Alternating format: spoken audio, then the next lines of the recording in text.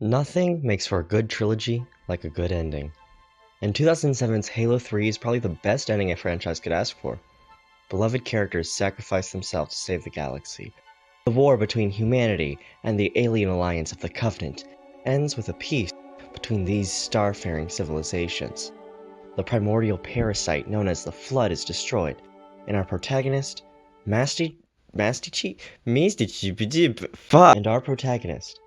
Chief Petty Officer John 117, dies a hero in the cold deep of space with his AI companion Cortana.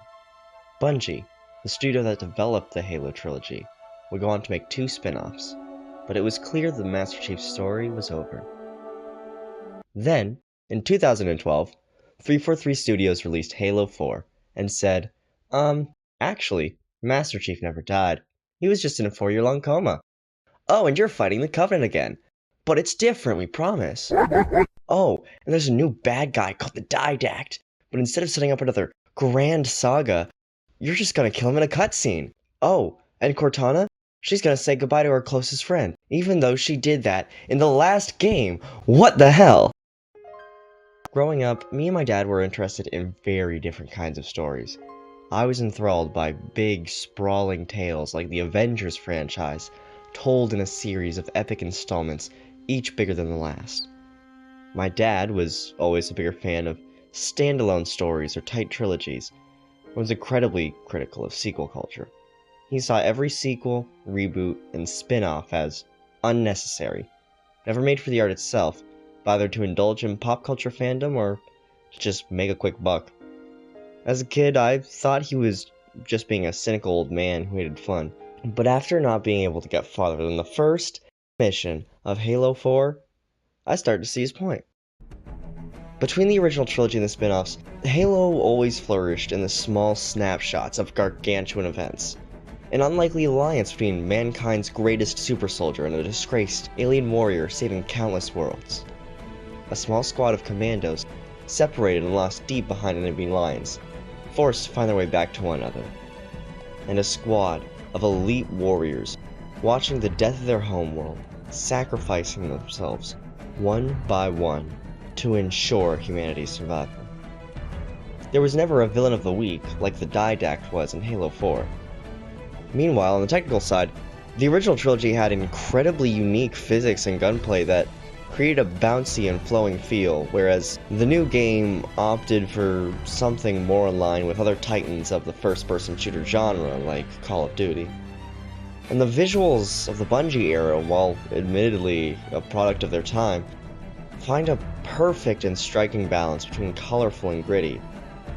Then, 343, now known as Halo Studios, made it the most typical, muted, dark sci-fi blockbuster slop. Perfect for Microsoft to sell to a general market. Wow, an iconic piece of sci-fi media being butchered by a large corporation that doesn't understand or empathize with the source material? Where have I heard that before? Oh, hi there, beloved sci-fi fantasy franchise Star Wars.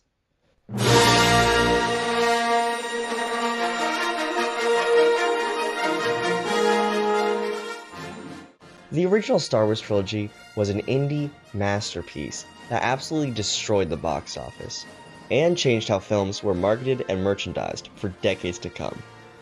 It effectively translated elements and themes of more realistic anti-fascist films, like Rome, Open City, and Bataille d'Alger, into a wild, star-set world that blended genres beautifully.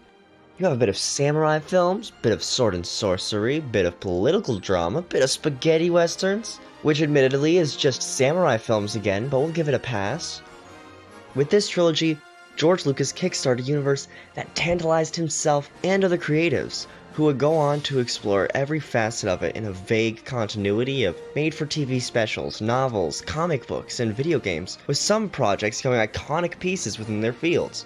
Then, at the turn of the millennium, Lucas came back to finish the story of the Skywalker family and the Galactic Empire the way that he wanted to, believing that the technology had finally gotten to a point where he could finish the story.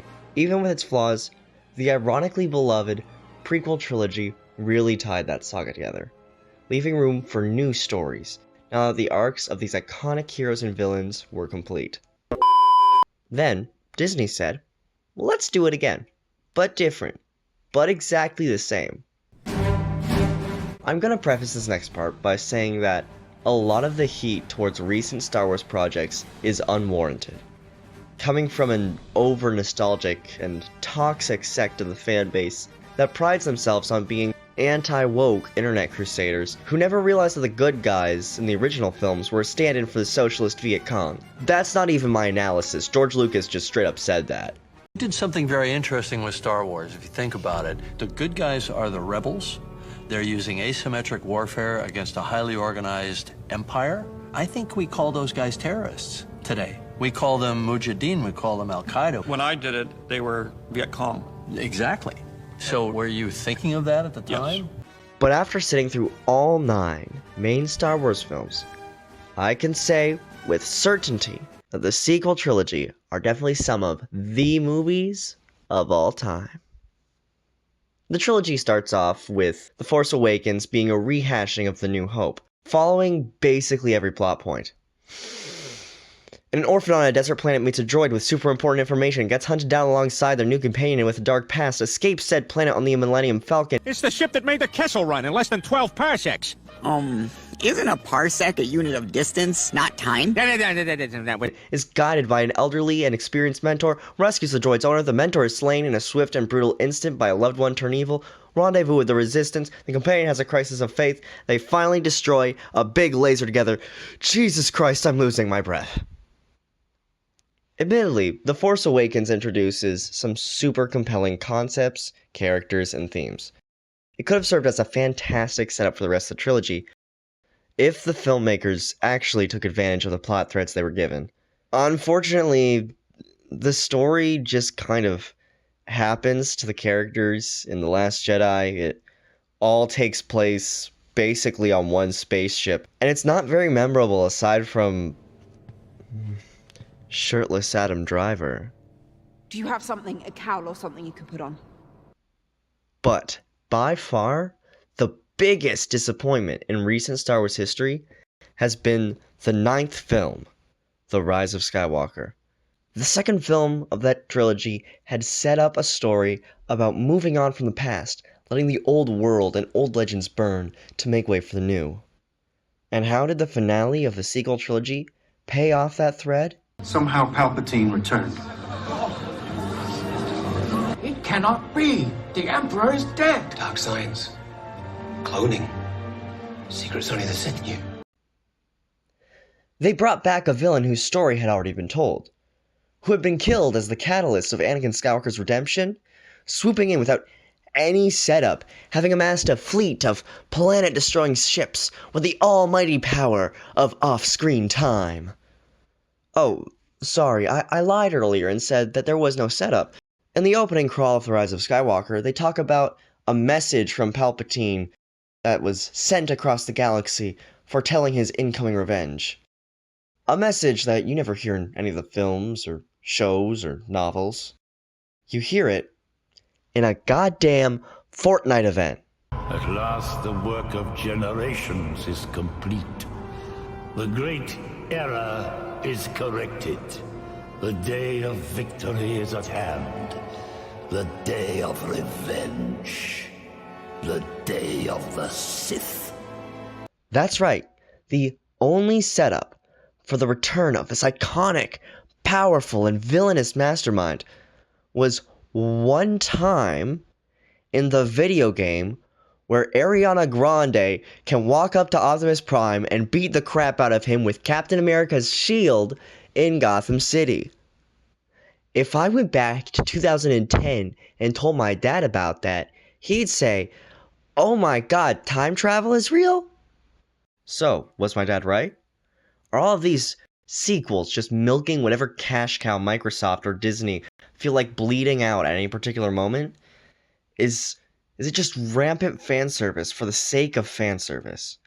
Is all pop culture just becoming a circle jerk of referentialism and monetization? There's a good argument for that, as Companies keep merging and purchasing and expanding and cutting costs. More and more power and resources are being concentrated at the very top of the entertainment food chain. Even with independent, creative-driven, and internet-based projects growing in quality and quantity, they never have the financing for a regular, season-based schedule. We've also seen beloved shows dropped for tax reasons, or to trim down a company to make it easier to sell. It all seems pretty bleak for good content.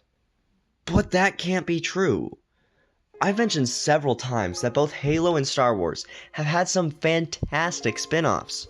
2010's Halo Reach was the last Halo project that Bungie worked on, and it's frankly the best game in the franchise, my favorite game of all time in fact, building on the mechanics of the original trilogy, with one of the best tragic stories in the entire industry, at least in a long time. To be honest, I never played Halo until the start of Stage Up, but the second I played Reach, I was in love.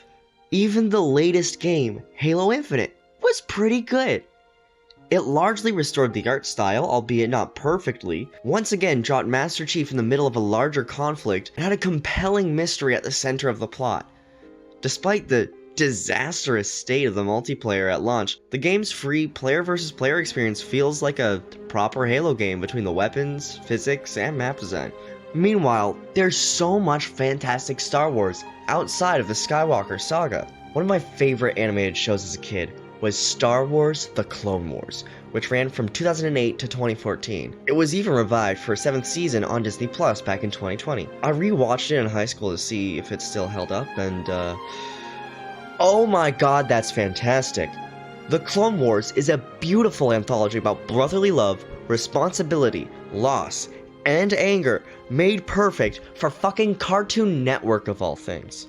When I watched the Disney-produced revival, I was absolutely blown away, and the final arc perfectly weaves these characters' experiences with the conclusion of the prequel trilogy, leaving our protagonists irreversibly changed alongside the world they live in. It seems like neither me or my dad had the full picture when I was growing up.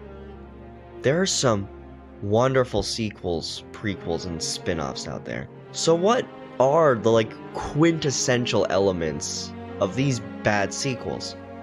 I think we could answer that question by looking at what the Star Wars sequel trilogy and Halo 4 both messed up on. Sequels, spin-offs, adaptations, all of these have to be made with an intimate understanding of the source material, an abundant passion for the craft, and a sense of childlike love and wonder when gazing upon the fictional worlds that one commits to exploring. I think, over the years, both me and my dad have come a little closer to understanding that.